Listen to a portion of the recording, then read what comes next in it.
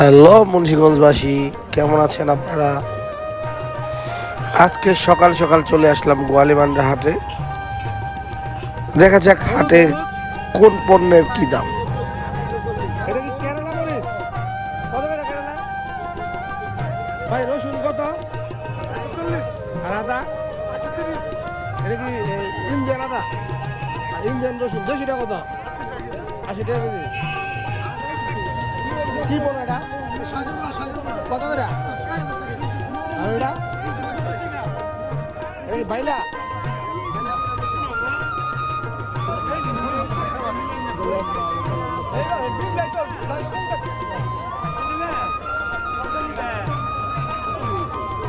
এটা কি শোল না গজা?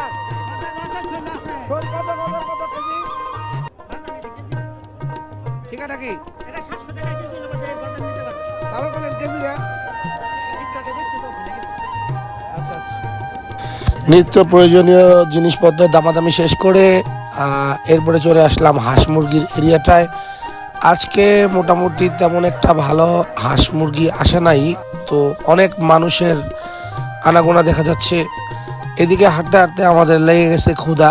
আমরা খাবো সেকা রুটি মিষ্টি দিয়ে। তারপর আমরা বাপ বেটা ঘোল খেয়ে বাসায় চলে আসলাম। সো সবাই ভালো থাকবেন।